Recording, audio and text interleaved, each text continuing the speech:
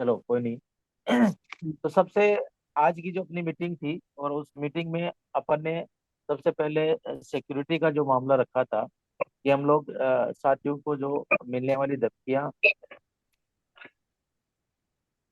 आसिफ जी, ये 1 SPM 9 इसको जरा म्यूट करें। जी।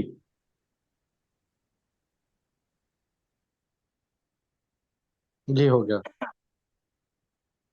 तो हमारा सभी जो साथी हैं उनसे यही तरक था कि हम लोग सिस्टम में रह करके अगर सिक्योरिटी की व्यवस्था करेंगे तो बेहतर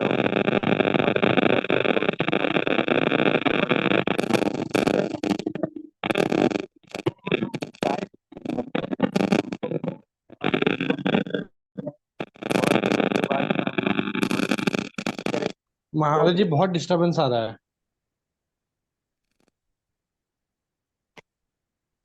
अभी आई मेरी आवाज? जी जी।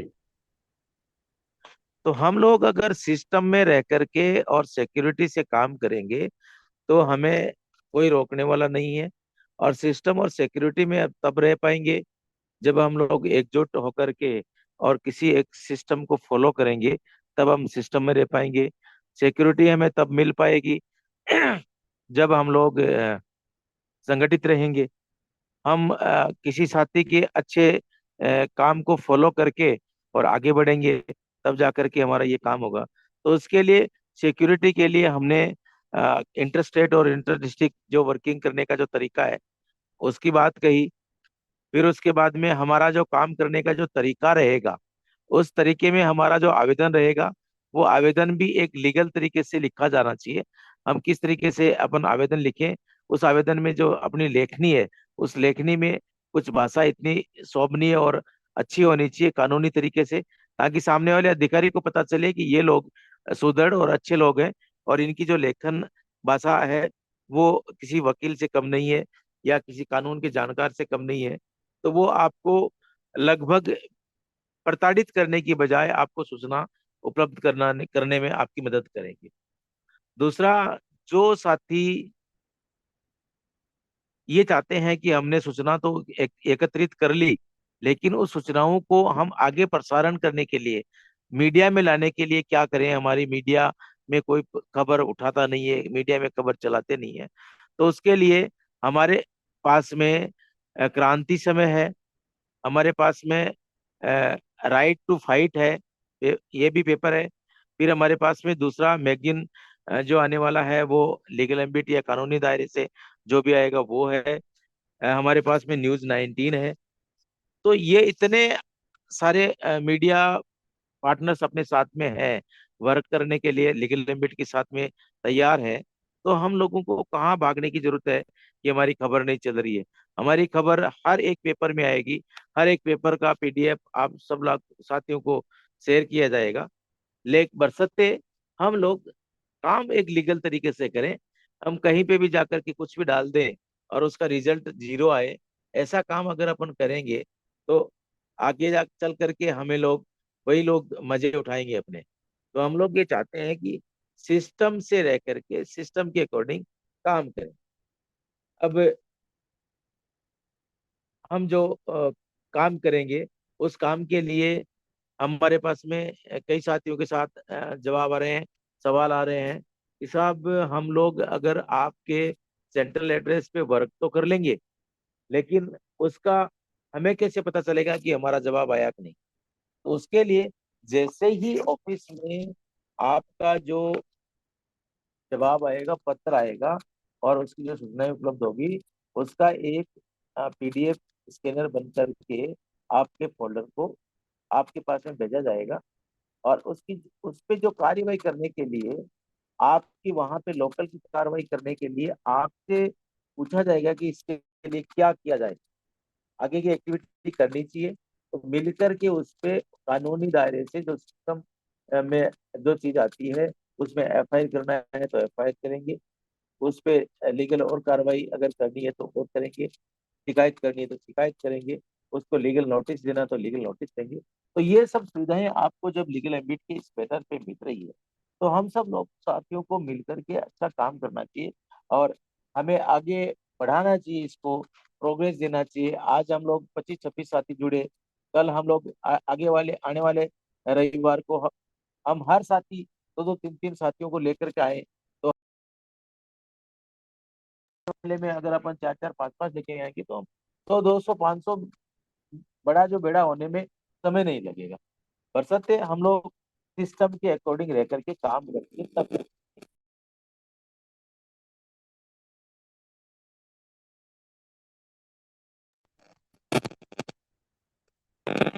किसी साथी का एक मैसेज आ रहा है, मैं उसको भी पढ़ लेता हूँ। वो कह रहे हैं,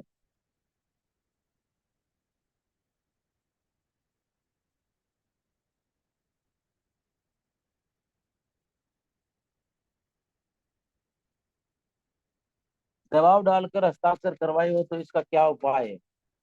सर ये दबाव डाल। रिसेंटली सर मैं बोलूं इस पे, जी जी मैम, बिल्कुल बोलिए। रिसेंटली इस पे पंजाब हरियाणा हाई कोर्ट का डिसीजन आया है जो कल ही अपने ग्रुप में शेयर हुआ है। आप उसको पढ़ बिल्कुल। लो, आपको बहुत क्लियर हो जाएगा ये। लेकिन हमारे यहाँ तो रोजी ये है ना, हम लोग पढ़ने के लिए नहीं रहते हैं।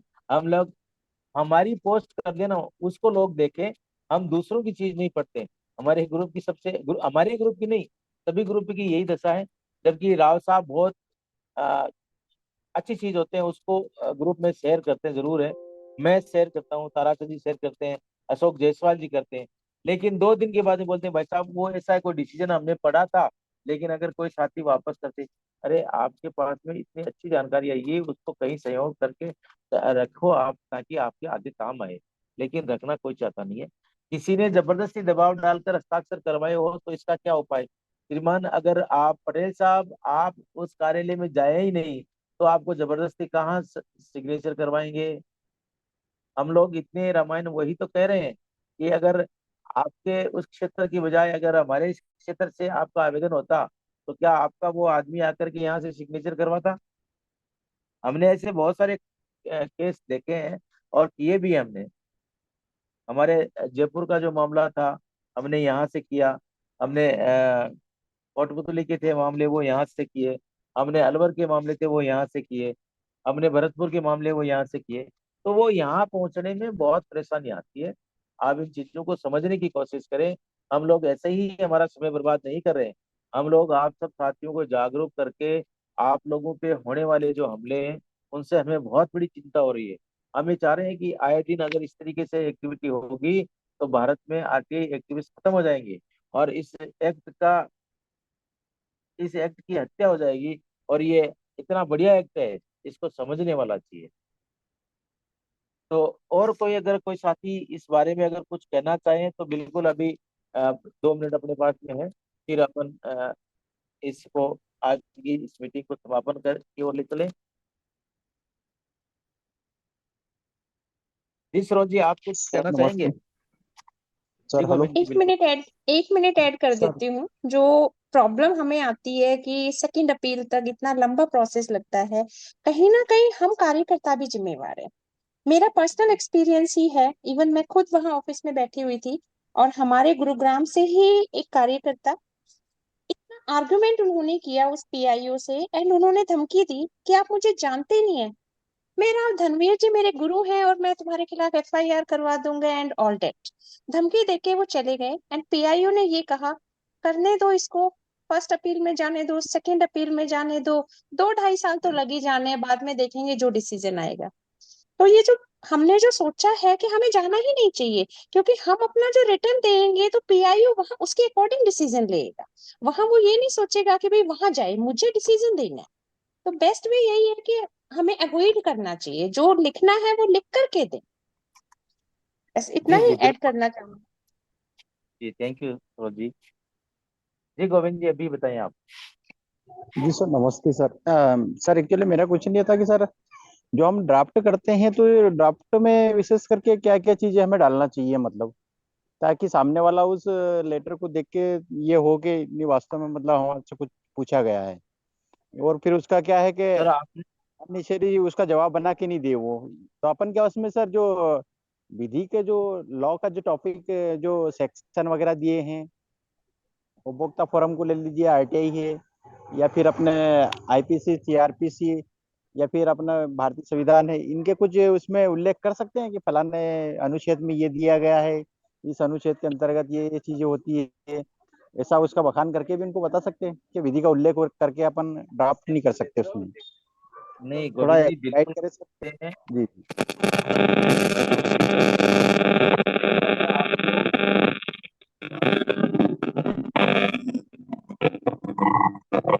महावीर जी, वॉइस क्रैक हो रही है बहुत ज्यादा। अभी आ रही है?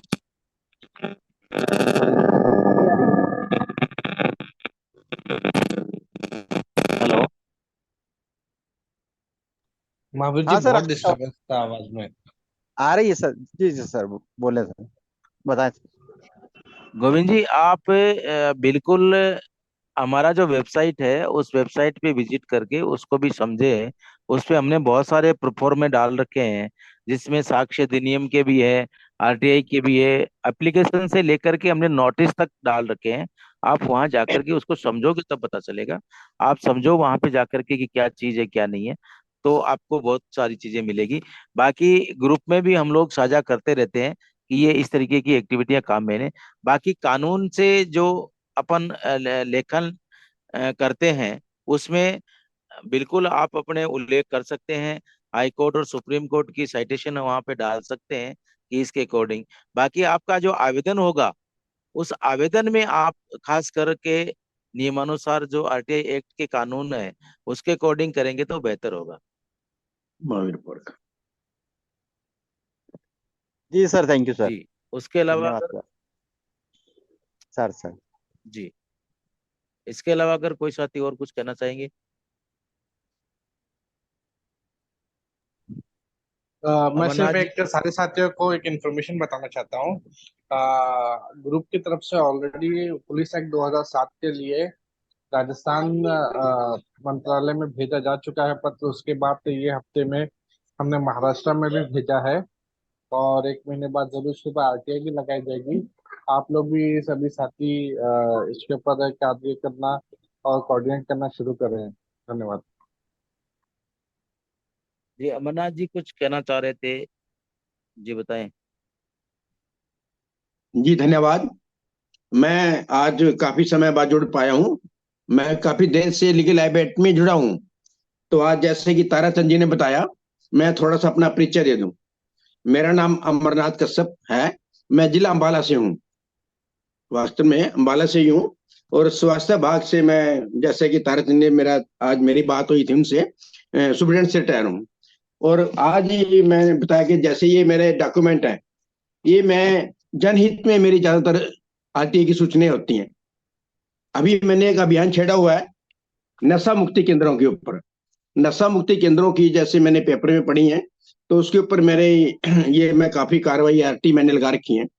और मैं इसका मैंने एनएचआरसीबी जो दिल्ली का है, वहां पर भी मैंने केस दर्ज कराया है। तो इसी प्रकार मेरी मिड डे मील के ऊपर है, या दूसरी ऐसी जो जनहित की ज्यादातर है, एक्चुअल में उसकी ज्यादा आरटीआई मेरी है। आज मुझे बड़ी खुशी हुई कि मेरे साथी कहीं हरियाणा से इसमें काफी हैं, और मैं बड़ा प्रसन्न हूँ कि मेरे हरियाणा से काफी लोग जुड़े हुए हैं। तो यही मैंने आज ये परिचय देना था। और मैं जो भी मुझे लेटेस्ट सूचनाएं सरकार से मिलेंगी, मैं ग्रुप में डालता रहूंगा इसमें। बाकी लोग भी इसको देखें और समझें भी क्या इसमें वास्तव में क्या जानकारी अच्छी मिल पाई। धन्यवाद लीगल एम्बेडी। और महावीर पार्क जी शायद मुझे पहले भी शायद मिले हैं। और मैं एनएचआरसीसीबी हरियाणा स्टेट के वाइस प्रेसिडेंट भी हूँ। ह्यूमन राइट के जहां मुझे काम चलाना है उस मैं लेटर हेड का भी वहां भी यूज कर लेता हूँ। और वास्तव में ये जो आरटीआई के मेरे हैं, ये मेरी मोस्टली चलती रहती हैं काफी। धन्यवाद, मुझे मौका दिया आपने आज बोलने का। जी जी अमरनाथ जी, और कोई साथी अगर कोई अपनी बात को रखना चाहे।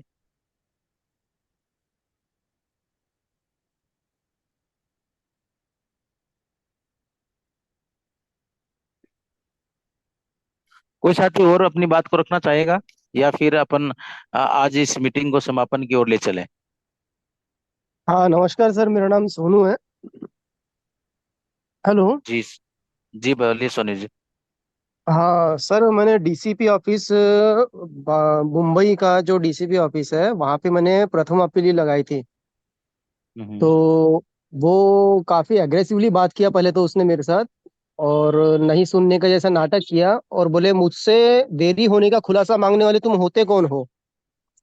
इस भाषा में उन्होंने मुझसे हम्म। एड्रेस किया मुझे, जो कि मुझे बहुत बुरा लगा। और चलो, मेरा मोटिव तो दूसरा कुछ और था, इसलिए मैंने उनको उनको समय को रिप्लाई नहीं दिया आमने सामने। तो उन्होंने कहा कि भी तुम्हारे को जो भी नोटिस आएगा वो पुलिस स्टेशन थ्रू आएगा, तुम जाओ अभी यहाँ से। मैं ठीक है सर।